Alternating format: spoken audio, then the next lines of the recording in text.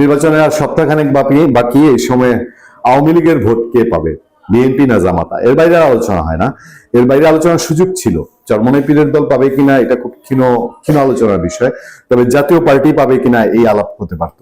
তবে সেই আলাপও অনেকটাই যেন কোথায় চাপা পড়ে গেছে। মানে জাতীয় পার্টি যে আছে, জাতীয় পার্টি ইলেকশনে আছে, এই উত্তাপও খুব যেন কিভাবে কমে গেছে। মূল উত্তাপটাই বিএনপি এবং জামাতে ইসলামীর মধ্যে। ফলে আওয়ামী লীগের ভোট বিএনপি পাবে না জামাতে ইসলামী পাবে, সময় সময় আমাদের সামনে ইন্টারেস্টিং তিনটা খবর আছে। তিনটা খবরে আমি একটু আপনাদের নজর দিয়ে দিতে চাই ছোট্ট ছোট্ট করে। আওয়ামী লীগের পুনর্বাসন চেয়ে ফেসবুকে বিএনপি নেতার পোস্ট। আমার ধারণা এটা একটা কৌশল। বিএনপি তো ওপেনলি এখন আওয়ামী লীগের ভোট চাচ্ছে, আওয়ামী লীগকে শেল্টার দিচ্ছে, বলছে জামাত বলছে, জামাতের নেতা মির্জা আখতারুজ্জামান বলেছে যে তিনি এলাকায় বলে দিয়েছেন আওয়ামী লীগের কোন নেতাকে যেন 12 তারিখ পর্যন্ত কোনো মামলায় গ্রেফতার করা না হয়।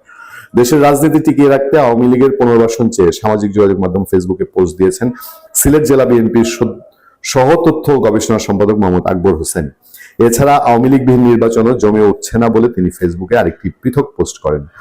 মঙ্গলবার ও বুধবার নিজের ভেরিফাইড ফেসবুক আইডিতে আকবর হোসেন এই দুটি পোস্ট দেন। পোস্ট দুটি সামাজিক যোগাযোগ মাধ্যমে ছড়িয়ে পড়েছে। এসব পোস্টের নিচে পক্ষে বিপক্ষে অনেক মন্তব্য করেছেন। ফেসবুক পোস্টে আকবর লেখেন, দেশের রাজনীতি টিকিয়ে রাখতে হলে আওয়ামী লীগ পুনর্বাসন ছাড়া বিকল্প নেই, এই সব দিয়ে রাজনীতি চলবে না। পরে বুধবার দুপুরে পৃথক আরেকটি পোস্টে তিনি লিখেছেন, আওয়ামী লীগবিহীন নির্বাচন সেভাবে জমে উঠছে না, একতরফা নির্বাচনে মজা পাচ্ছি না। তারেকময় বাংলাদেশে 260+ আসন পেয়ে বিএনপি সরকার গঠন করতে যাচ্ছে। ফেসবুক পোস্ট দুটি দেওয়ার কথা প্রথম আলোর কাছে স্বীকার করেছেন আকবর হোসেন। বুধবার রাতে 8টার দিকে বলেন, আমার পোস্টের যথার্থতা বুঝতে হবে, আমি বলি নাই আওয়ামী লীগকে পুনর্বাসন করতে হবে। আমাদের নেতা শহীদ প্রেসিডেন্ট জিয়াউর রহমান বহুদলীয় গণতন্ত্র প্রতিষ্ঠা করেছেন, আমরা যাক, এই ছিল মূল প্রতিপাদ্য। পাশের দেশ আনন্দবাজারের পত্রিকায় আরেকটা রিপোর্ট আছে। সেই রিপোর্টটা আমাদের দেশের জরিপকে কেন্দ্র করে, আমাদের দেশের টুকটাক এই রিপোর্টটা এসছে। আওয়ামী লীগ সমর্থকদের বড় অংশই ভোট দেবেন বিএনপিকে, দ্বিতীয় পছন্দ জামাত, জনমত সমীক্ষার পূর্বাভাস।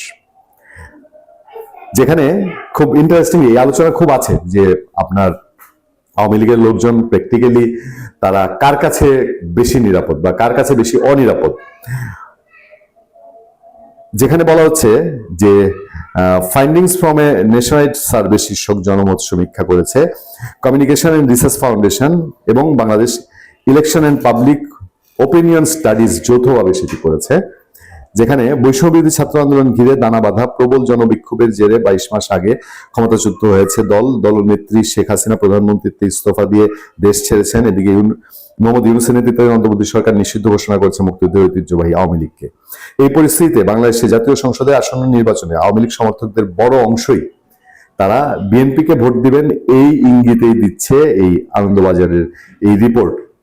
আমরা একটা জিনিস আপনাদেরকে লক্ষ্য দিতে চাই, আওয়ামী লীগ সমর্থকের বড় অংশই ভোট দিতে চলেছেন মুক্তিযুদ্ধ সমর্থনকারী আরেক রাজনৈতিক দল বিএনপিকে।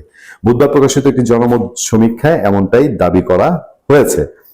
বুধবার যেই রিপোর্টটা প্রকাশ করা হয়েছে সেখানে এই সমীক্ষার ফলাফল জানাচ্ছে 2024 সালের নির্বাচনে আওয়ামী লীগ ভোট দিয়েছিলেন এমন 48.2% ভোটার এবার বিএনপিকে ভোট দিবেন। 48.2% দিবেন বিএনপিকে ভোট। মুক্তিযুদ্ধ বিরোধী শক্তি জামাতে ইসলামী, জামাত নামে যা পরিচিত, পেতে পারে 29.9% আওয়ামী লীগ ভোটারের সমর্থন। সুতরাং আপনারা বুঝতেই পারছেন যে জরিপ যদি সত্য হয় তাহলে আমি যেটাই গত কয়েকদিন আপনাদেরকে বলে এসেছি যে বাংলাদেশে আগামী নির্বাচনের ফল নির্ধারণ করবেন আওয়ামী লীগের ভোটাররা। আওয়ামী লীগের ভোটাররা তারা যদি বিপুল সংখ্যক ব্যাপক একটা বড় অংশ বড় গোষ্ঠী তারা যদি আপনার বিএনপিকে ভোট দেয় তাহলে বিএনপি জয়লাভ করবে নির্বাচনে।